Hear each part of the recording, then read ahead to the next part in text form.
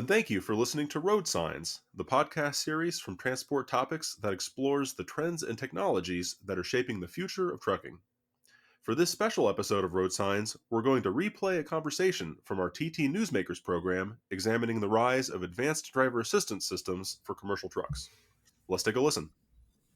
For years, trucking companies have had the option to equip their vehicles with advanced driver assistance systems that issue alerts to help drivers operate safely and can also automatically intervene to help avoid or mitigate crashes. But ultimately, these technologies can only make a difference if motor carriers choose to deploy them. And that's the goal of the Federal Motor Carrier Safety Administration's Texcelerate Now initiative, which aims to accelerate adoption of ADAS technologies to prevent crashes and save lives. FMCSA recently awarded a contract for a second phase of this program to continue its ADAS technology analysis and education efforts. Multiple industry organizations are participating in Texcelerate Now, including American Trucking Associations, ATA's Technology and Maintenance Council, the American Transportation Research Institute, and the OIDA Foundation. Now, to discuss ADAS adoption and the next steps for Texcelerate Now, I'm very pleased to bring in Jeff Loftus, Chief of the Advanced Technology Division at FMCSA's Office of Research and Registration. Jeff, it's great to have you with us here on TT Newsmakers. Thank you, Seth. Very excited to be here as well to talk about the Texcelerate Now program and the great partnership we have with the industry associations that you mentioned. So just to start the conversation here, I'd like to discuss the current state of ADAS adoption in the trucking industry. So in my conversations with truck makers and technology suppliers that offer this technology to the market, it's clear that take rates for these safety systems have increased in the past several years on a pretty significant level. But what's your assessment of current ADAS adoption rates today? Just how much has industry acceptance of these technologies increased, and how much room for growth remains? Thank you, Seth. Great question. Yeah, it's something that we, like you, have very kind of anecdotal information on. We also see the take rates up with the new purchases by the fleets. But it is something that we tried to look at the first phase of the Texcelerate Now program, but it is something that we're making plans to really take a better look at under the second phase that we're kicking off. Right. And I think it's also helpful to keep in mind that adoption is not necessarily like an either or. There are different levels of these technologies. Most of the manufacturers and suppliers offer base level systems and then additional features that can be added. So there's a lot of complexity to the different capabilities on the market. And speaking of that, along with this question of industry adoption, the capabilities of active safety technology has really expanded in recent years. I mean, there are all kinds of different types of systems on the market. This includes collision warnings, collision mitigation with automatic emergency braking. Stuff has been on the market for a number of years. Of course, adaptive cruise control. Also, camera systems are a big category that we've really seen a lot of adoption last decade or so. Blind spot monitoring, lane departure warnings. And then even most recently, some forms of active steering assistance as well. Lane keeping and lane centering assist are examples of that are now available on commercial trucks. And part of the goal of Texcelerate Now is to increase industry awareness and understanding of these technologies, right? So how are you working to help carriers navigate all these different capabilities as they start to consider what technologies to spec on their trucks?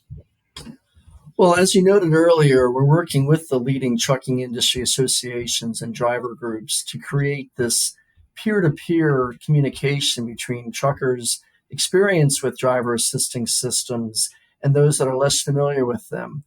This approach was successful in phase one of the Texcelerate Now program with our partners, ATA, TMC, and the OIDA Foundation. We got the band back together again for phase two. We're very excited about that. And we're really looking to these groups to really facilitate this dialogue among their members, as well as broadening to that. In phase two, we look to expand the scope and breadth of this discussion by reaching even more trucking fleets through adding the technology supplier community, as well as our FMCSA field operations staff is going to be involved in the program. Yeah, and I think that it's also very important to consider how impactful these technologies can actually be in terms of improving road safety. So, do you have information or data that helps to illustrate the real world safety benefits of these driver assist technologies? In fact, we do. We have a little bit that's coming out as we recently shared at our safety research forum last month. We conducted a study that looked at the real world safety effectiveness of advanced driver assisting systems over a 3-year period. We had 50,000 trucks with ADAS systems on them, with over 100 fleets participating. And over that 3-year period, they traveled 5.7 billion miles. And we measured about 10,000 crashes and 60,000 near crashes. And the data source for all this information was anonymized data from the dash cam systems and driver monitoring and vehicle monitoring systems, all anonymized as well. And we looked at what was fascinating was that the model years of the trucks spanned from 2005 to 2021. So we got a great look at early generation technologies as well as latter ones. And within this data set, which I have to note is not nationally representative, but it is a big data set. Sure. When you compare, when compared to trucks that don't have any of these systems, trucks with automatic emergency braking were associated with about a 40% lower crash rate when compared to trucks without ADAS systems. Trucks with forward collision warning systems only, which you can't get today, that's why they were the older ones, those showed a 30% lower crash rate when compared to trucks without systems. And then lastly, trucks with lane departure warning systems had a 21% lower crash rate compared to trucks without these systems. So they are proven to be effective, but again, they have to be part of a larger discussion, a larger context in terms of that involves training and maintenance and support as well. Yeah, it's not a replacement for driver training, driver coaching, and a great safety culture. It enhances it, right? It's Exactly. what I often hear from drivers and from fleet safety managers is that this is part of the puzzle.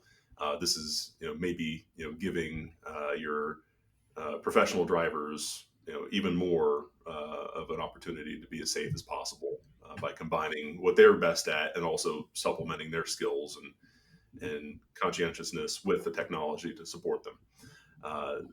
But that's really good. That's really good data. I think it's really helpful, especially given the sample size there is a very large number of trucks and number of miles to get a sense of what the real world benefits are, and those are certainly significant. Before we look to the future of the Texcelerate Now program here with Phase 2, I think it's helpful to look back at the work completed thus far since the program was first initiated back in 2019. Maybe just give us a recap and review some of the highlights of the work that's happened through this initiative thus far. Well, we were excited to launch this. We had great support at the DOT from our Intelligent Transportation Systems Office and the Joint Program Office there. And the industry team just did amazing work. They reached over 3.6 million contacts over a 2-year period. With the help of the Dave Nemo show, we did 4 radio shows reaching 3.2 million drivers. The team did 30 webinars with 3,500 participants, and we passed out thousands of brochures and things at the different truck shows and conferences and annual meetings and the like. And in terms of the web experiences, there was over 60,000 web views across the program website as well as the website that our friends at the TMC put together. In terms of well, that sounds great. What was the impact? Might be a question out there. We did some surveys before the outreach campaign and after, and we had about 200 fleet executives from the HCA membership and 725 drivers from the OIDA Foundation membership. And we surveyed both groups before and after. And in terms of increased awareness, there was about a 5% increased awareness in fleet executives in terms of what ADAS was and what's out there. And we saw a 20% increase in awareness by the drivers. And these are just like 1 or 2 nuggets of the results that we have. Our results are published, and folks can go to our website and check it out. One last tidbit to share with the folks is that we did see some modest improvements in terms of purchasing decisions based on the outreach campaign. We saw 4% of the drivers responding said that, yeah, I heard about Texcelerate and it had a positive influence for me to buy some ADAS systems.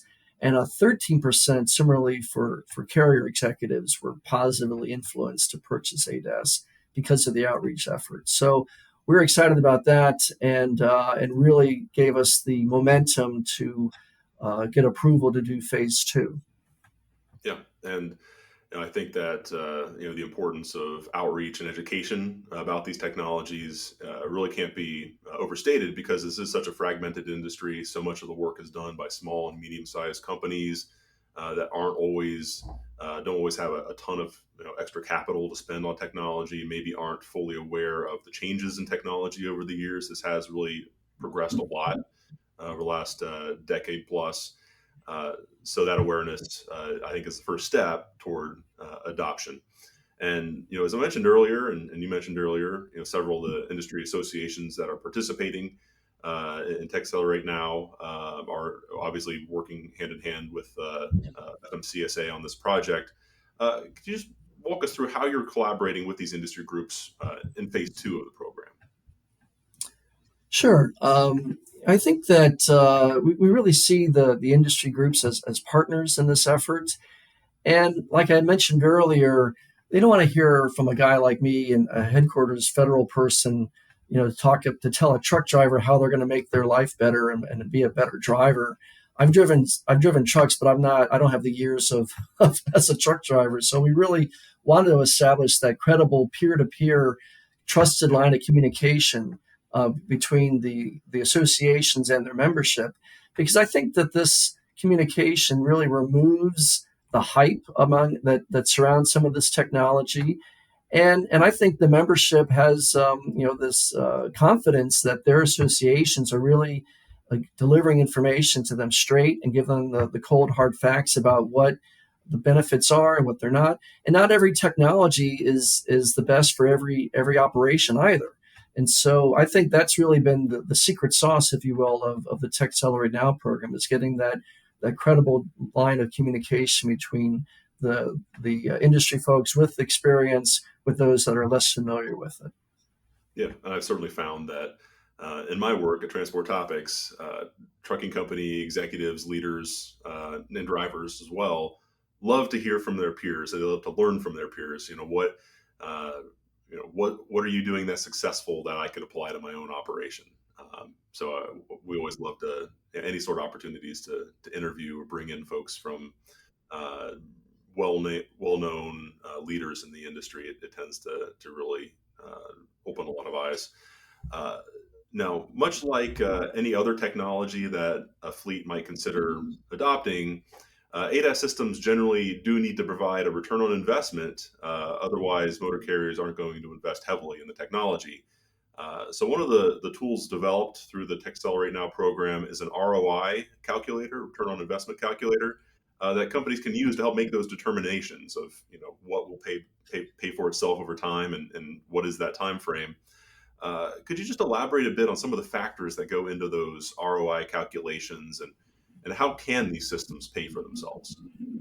Sure. And we were really thrilled. This was an idea that the industry team brought to phase 1, where we put up on our website a simple calculator tool where drivers and fleets can enter their data and then print it out, run the numbers and print it out. And then as soon as they close the website, that data would go away. We would not keep any of that. And it was used quite effectively. In terms of the elements that are in the calculation, we include fleet size, equipment costs, driver training and driver coaching costs, insurance costs, crash data, either from that particular fleet if they have it. If not, we have national averages in there in terms of crash data. And what happens is that the ROI, the return on investment calculator, kind of weighs the cost of all of these different technologies factors to produce an estimate of how reducing crashes, the costs associated with crashes, could be accomplished through the use of these different technologies. Yeah, no, that's very helpful, and I think that what's top of mind for many in the industry, of course, is of course, we live in a litigious environment, and the risk of you know nuclear verdicts, as the industry calls some of these high, really high amount settlements and jury awards. The risk is very high, so anything you can do to prevent a crash, it can really, really pay for itself very quickly. Just and that's just not, obviously just the opportunity to protect your drivers and other people on the road. So the payback is very clear. If it prevents one accident, it's paid for itself. I think is a good way of viewing it. Now, another factor, of course, based on my conversations with fleet managers and drivers, that's very important for technology adoption is driver acceptance. And part of what the key consideration for some of these ADAS and active safety technologies is reducing the false positives and unnecessary driver alerts. I think some of the earlier systems had been known for, but from your vantage point, Jeff, how much have these driver assist systems improved on that front over the years? How much more accurate are they, and maybe and truly supporting the drivers and not just beeping all the time? Well, that's something that we looked at, but didn't get a lot of good data in phase one. But I think anecdotally, I think that the suppliers are listening to the fleets and to the drivers and are making enhancements. And I think that the systems are just getting better each year. And you don't see a lot of the false positives on some of the systems today that you've had in the past. And that was a key message that we tried to convey in phase one, which was give the technology another try. You had a very, perhaps even a very scary experience with a system activating unexpectedly, and to make the case that the newer systems are better and have addressed those earlier concerns. And I think that'll continue to be a message that we'll be doing in phase two. Sure. And of the various ADAS capabilities that we outlined earlier, the newest on the market are some of these automated steering features, lane keeping assist, lane centering assist, pretty new, but are available. Where are those automated steering technologies on the adoption curve today, as you understand it? And do you see adoption rates accelerating in the future for some of those steering assistance features? Those technologies are so new and the footprint is so limited that we really hope to focus on that in the phase two work. And what I mean by that is by really engaging the drivers, the folks at the fleets purchasing this technology, and the suppliers as well, to get as much information on these emerging technologies as we can. And what's also exciting about phase two is that it's going to be a 4-year effort as opposed to a 2-year effort. And we're going to be doing more frequent surveys to really get a better handle on market penetration and adoption trends. Yeah, no, we'll be watching that closely. It's like you said, of these different ADAS capabilities, it's the kind of the newcomer in the market, and right now it's still very much in the early adoption phase, and we'll see how quickly it starts to permeate the industry over time. Another question I wanted to raise with you is that, of course, trucking is, as I mentioned, a very diverse industry. Many different types of business applications, and the work is done by companies of all sizes. From what you've seen, are there certain industry segments or maybe types of companies that are most likely to implement ADAS technology? And so the second part of that question is, where do you see the most room for improvement in terms of adoption rates? Well, it's no secret that the larger carriers are more likely to adopt the technologies because they have more resources to commit to the proven systems. I mean, I think with the majority of the fleets out there being very small in terms of 10 trucks or less, I think most of the room for improvement in adoption rates would be on the smaller fleets. And I think they really look, like you mentioned, they really look to what the leading fleets are doing, and talk to those experienced managers at the different industry association meetings and the like to really get that information. And the program, the Tech Accelerate Now program, really seeks to engage these smaller carriers, through our field staff and other means, to really provide that information and increase their confidence levels purchasing these technologies by using tools like we mentioned, the return on investment calculator. Yeah. And even though we've seen ADAS adoption rates rising in the new truck market, at least anecdotally, and I do hear this across the board from the truck makers and suppliers that take rates have increased on the new truck market. Trucking is, as I mentioned, very fragmented. Lots of small carriers that typically purchase and operate used trucks. So that takes a little bit longer to really get into that part of the commercial vehicle market. From your vantage point, Jeff, what will it take for ADAS technologies to really penetrate that very large segment of the industry, into the used truck market? Well, I think there's two things that are key. One is the increased awareness of aftermarket systems that can be installed in these vehicles is huge. With the exception of automatic emergency braking, a lot of the ADAS systems out there, like road-facing cameras and blind spot warning systems, camera-based mirror systems, for example, those are all can be installed aftermarket and have seen a lot of benefits out there. And the second area is really the traditional trickle-down effect, where larger carriers that are purchasing the technologies with these systems, and then they, over their regular business cycle, 3 to 5 years, they resell their vehicles to the smaller ones as part of their activities. So I think it'll be a two-pronged approach in that regard. Yeah, and as we see the take rates on the new trucks continue to rise, that means more trucks equipped with safety technology, making their way over a number of years into the used truck market, for sure. And then also awareness, of course, on a lot of these technologies that absolutely can be installed, retrofitted, and installed on used trucks, for sure. Certainly, camera systems is the first that comes to mind there. Now, in addition to all this work and all this development in the world of ADAS, a number of tech companies and startups are actively developing and testing on public roads today autonomous driving systems for commercial trucks.